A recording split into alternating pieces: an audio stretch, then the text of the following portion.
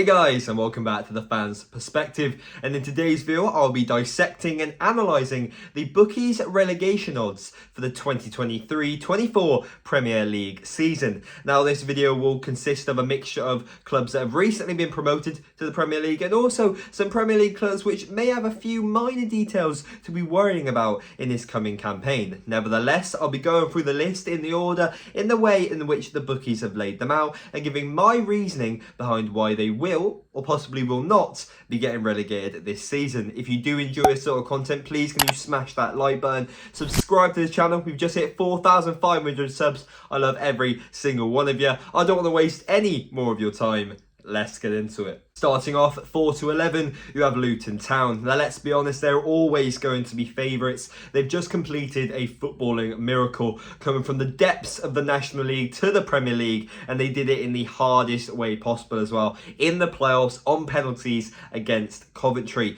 But come on, their squad is nowhere near Premier League quality. It'll be really difficult for them to compete this season. But at the end of the day, we've seen bigger shocks before, the likes of Sheffield United and other times in recent Premier League seasons. And it's all about the squad's togetherness and how much they have hard work and are determined to get points. They just recently brought in Anderson from Barnsley, who's an experienced young defender. He's got a lot of game time in the Championship and League One. He was just in the 2022-23 team of the season, but he was also part of that team that got relegated with Barnsley. So it's a mixed bag, but for a young defender, I think they've got a good deal. And they've also brought in, I'm sorry if this is a butchered name, Chidozie Ogbene from Rotherham. He seemed to be their shining light last season. So some decent Championship level qualities come into their squad.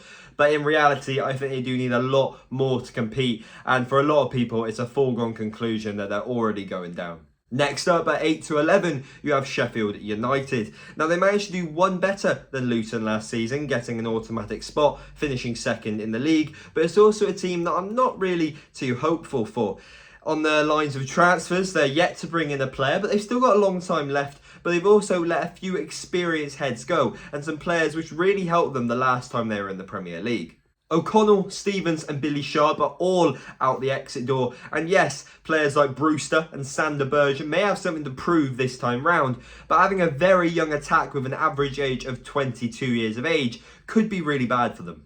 At 2 to 1, it's Bournemouth. Now, Gary O'Neill did a perfect job last season. After the 9-0 against Liverpool, he came in as caretaker and he managed to keep them up in fine fashion as well. They're safe with many game weeks to go, I believe. And a lot of people were shocked that he's gone, including myself. But at the end of the day, he was a caretaker. He was not the end goal. And Bournemouth are just trying to do what's best for the sustainability of the club. And as well as the manager coming in, I think they're going to be fine with that. They've also brought in some amazing talent.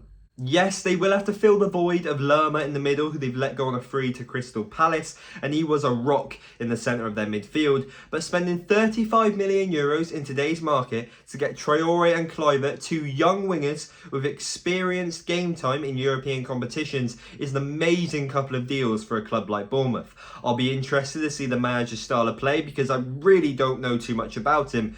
But I think they'll be near the drop zone, but I think they could be one of those teams that are tinkering on the edge. At 9 to 4, you have Nottingham Forest. Now this is one that for me does stick out like a sore thumb, because unless Cooper can work some more magic, I just don't believe that lightning strikes twice. The only notable arrivals is Hovarth returning to the club after a pretty impressive season with Luton, obviously earning promotion to the Premier League, and also Chris Wood technically returning, but he's just made his loan move a permanent. Departures wise, however, well, a lot of well-known talent has walked out the exit door. You've got a Champions League winning goalkeeper all the way to a Europa League winning midfielder. And yeah, like I said, I'm pretty sure they're going to make quite a few transfers this summer. Not as many as last year. Jesus, I don't think it's possible to make that many signings again. Even though I do know their club owner does love a load of signings with the club he owns. But I think they'll struggle this season. At 5 to 2, we have Burnley, and I don't think they should be anywhere near this list. If they carry on their brilliant business and they carry on playing their brilliant football, I can't use another word to describe this team. Oh my God, Burnley could be back in paradise once more. Vincent Kompany is very quietly having an amazing transfer window. Firstly, he secured a young, exciting centre-back partnership for just over £20 million. He's made Bayer's loan move a permanent after an amazing season with him last, season, winning the championship, and he's partnered him with 24-year-old Dara O'Shea. That's a 23 and a 24-year-old centre-back, one with Premier League experience, one with Bundesliga experience, ready for this new campaign. And in terms of departures, they've let the old heads go because they don't fit the quality of the squad, and I do not really think they fit Vincent Kompany's ambitions or where the future lies for the club. So it's an amazing moves in, amazing moves out, and I really do think they're going to have a brilliant season. At 11-4, we have Everton. Now, Everton famously said on the final day of last season, this club is too big for a relegation battle. But for me, that's nonsense. In today's football, in modern football, the size of a club means nothing. What does matter is your hard work, determination, your smarts in the industry, and then most importantly, really, the quality of the team on the pitch. If all these four work together, you'll be completely fine. Look what's happening with Man City. They do the right business, they play beautiful football, and they've just won the treble. Now, I'm not saying that every single club should be like Man City. Not many clubs have got the funding or the backing to do so. But you'll see what I mean by the transfers that Everton have done in recent seasons. And most importantly, the players that are returning to the club. Gomez and Braithwaite are pretty happy to return to the club. Braithwaite's quite a young talent, and I think he is possibly looking for another loan move, even though I think if he gets given a run of minutes, he should be a decent starter in this Everton side. And then you've also got Gomez, who sadly for him, he obviously used to play for Barcelona, but it's probably his most notable moment in an Everton shirt is when he broke his ankle to Heung-min Son. But then you've got the likes of Gabamin, who is injury prone, and I think you just have to get him out of the door. Just, rest on the losses. But you've also got Dele Alli. And now, come on, if you're getting behavioural issues in Turkey, that's when you know something's gone wrong. Jose Mourinho said if he doesn't switch up, he's going to very quickly go downhill, and he was completely right. They managed to actually get a really decent fee for Moise Kean from Juventus, just over €30 million. But in actual fact, I think they've made two mistakes here. I really think they shouldn't have let Conor Cody go to Leicester. I think he would have been an amazing player just to keep around the club. I think he was one of their best defenders last season when I watched him anyway. And I also think they should have made some purchases early, because now they've lost all these players. They do kind of look desperate, and then clubs will make this fee a lot higher when they do actually make the purchases.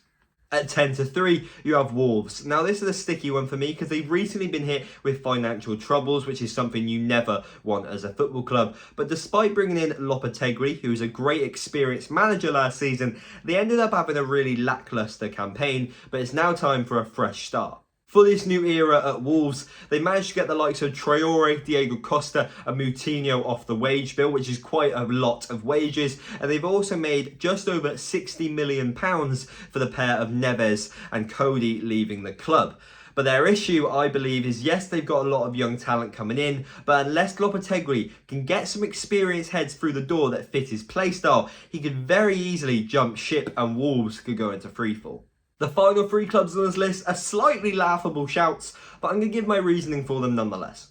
At 4-1, you have Fulham. Now, they did incredibly well last season, blowing everyone's expectations out of the water, and I think they'll finish comfortably yet again around mid-table. But they do have what I like to call a hair-trigger manager, where things can change very, very fast, and on top of that, their transfer window so far this summer has not been very good.